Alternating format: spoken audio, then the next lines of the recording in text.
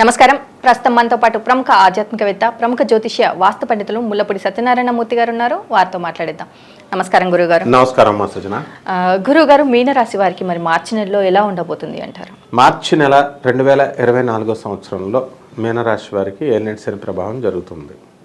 చాలా బాగుంటుంది. అంటే ఏలినాటి శని ప్రభావం తక్కువగా ఉండేటటువంటి రాశి మీనరాశి. అక్కడేమో వదిలేస్తుంది సంవత్సరంన్నరలో మకర రాశికి, మిడిల్ గట్టిగా పట్టుకుంది కుంభరాశిని. మన వాళ్ళని ఇంకా పట్టుకున్నట్టు ఉందన్నమాట.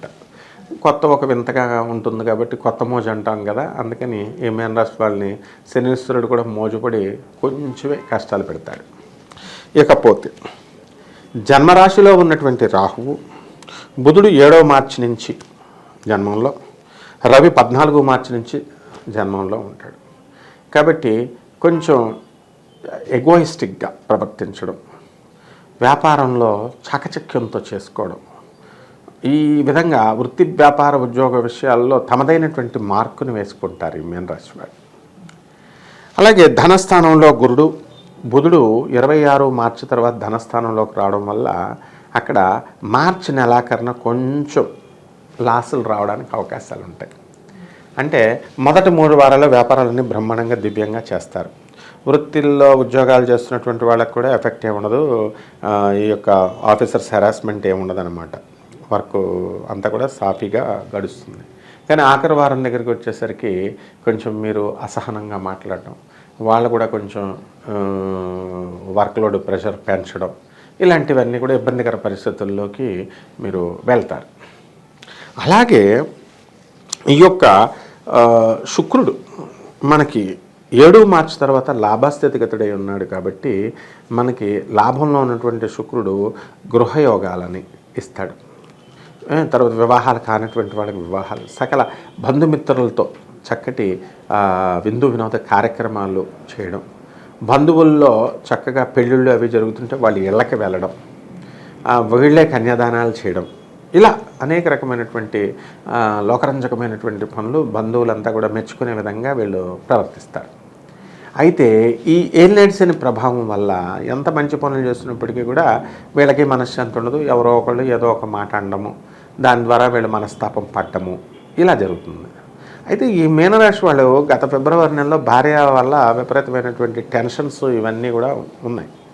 సప్తమంలో ఉన్నటువంటి కేతుడు భార్య యొక్క అనారోగ్య సమస్య అవనండి, మతిమరుపు అవనివ్వండి, లేకపోతే ఆమె సాధింపులు అవనివ్వండి, లేకపోతే ఫ్రీ బర్డ్గా ఉన్నటువంటి నేను ఈ పెళ్ళైన తర్వాత ఈ పిల్లల గోలేంట్రా, ఈ పిల్లల గోలేంట్రా అని ఈ విధంగా ఉండేటటువంటి ఫ్రీడమ్ పోయింది, స్వేచ్ఛ పోయిందని బాధపడేటటువంటి వాళ్ళు ఉంటారు. అటువంటి వాళ్ళకి ఈ నెలలో రిలీఫ్ దొరుకుతుంది. అంటే భార్య యొక్క వేధింపులు తగ్గుతాయి, భర్త అర్థం చేసుకుంటాడు. కాబట్టి ఆ విధంగా సాఫీగా ముందుకు ఈ మీనరాశి వాళ్ళు వెళ్తారన్నమాట. మరి వ్యాపార పరంగా ఎలాంటి వ్యాపారాలు ప్రారంభించవచ్చు? వ్యాపార పరంగా మనం ఎలక్ట్రానిక్స్ సాఫ్ట్వేర్ వ్యాపారాల జోలికి వెళ్ళకూడదు. అలాగే చక్కగా బంగారం షాపులు, స్వీట్ షాపులు, ఫ్యాన్సీ షాపులు ఇవి స్టార్ట్ చేసుకోవచ్చు.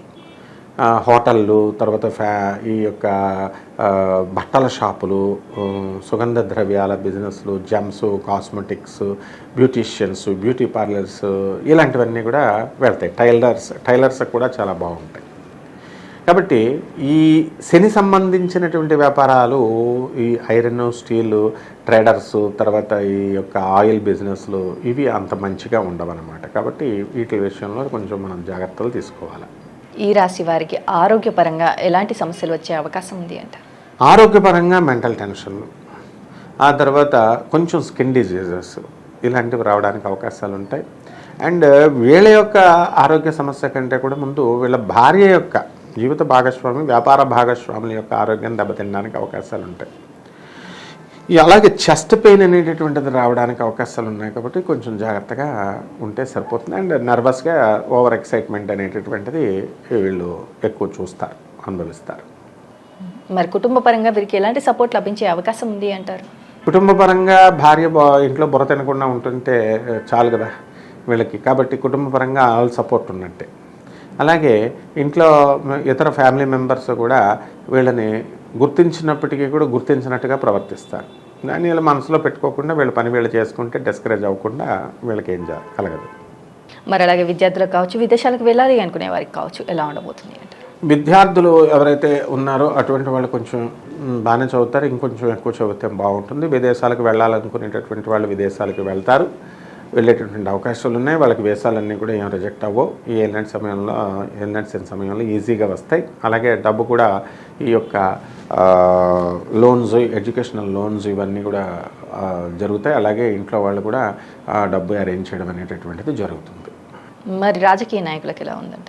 రాజకీయ నాయకులకి బ్రహ్మాండంగా ఉందని చెప్పాలా. ఈ మీన రాశి వాళ్ళు ఎలక్షన్స్ కోసం ఆవురావురమంటూ వెయిట్ చేస్తూ ఉంటారు.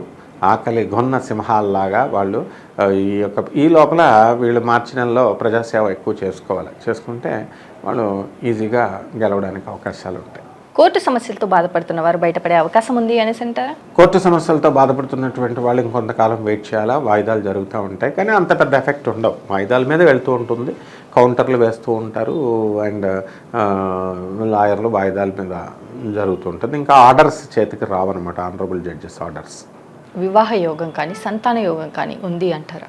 రెండూ ఉన్నాయి వీళ్ళకి. వివాహ యోగం కూడా వివాహాలు కానటువంటి వాళ్ళకి వివాహాలు అవడానికి ఉన్నాయి. సంతానం కలగడానికి మొదటి సంతానం ఉన్నటువంటి వాళ్ళకి కూడా ద్వితీయ సంతానం ఉన్న వాళ్ళకి తృతీయ సంతానం, ఈ విధంగా వాళ్ళకి కలగడానికి అవకాశాలు ఉన్నాయి. భూయోగం, గృహయోగం, వాహన యోగం ఉన్నాయంటారు? వాహన యోగము, భూయోగము ఉన్నాయి. వీటితో పాటు ఇంకొక స్పెషల్ యోగం అనేటటువంటి మీన రాశి వాళ్ళకి ఉంది, అది అప్పుల యోగం. అప్పులు కూడా చేస్తారు ఇవి పొందడానికి. అలాగే మరి అమావాస్య తర్వాత వీరికి ఎలా ఉండబోతుంది అంటారు? అమావాస్య తర్వాత బ్రహ్మాండంగా ఉంటుంది వీళ్ళకి. ఆల్మోస్ట్ ఈ బుధుడు 7th మార్చ్ తర్వాత మారుతున్నాడు, తర్వాత శుక్రుడు 7th తర్వాత మారుతున్నాడు కాబట్టి మకర రాశిలోకి శుక్రుడు, బుధుడు మీన రాశిలోకి. కాబట్టి ఇట్ మేక్స్ నో డిఫరెన్స్. ఇప్పుడు ఈ మార్చి నెలంతా కూడా కంటిన్యూస్గా బాగుంటుంది. అండ్ లాస్ట్ వీక్ ఇంకొంచెం ఫాస్ట్గా ఉంటుంది, ఇంకొంచెం మోడరేట్గా బాగుంటుంది. మరి ఈ రాశి వారు చేసుకోవాల్సిన పరిహారాలు ఏంటంటారు?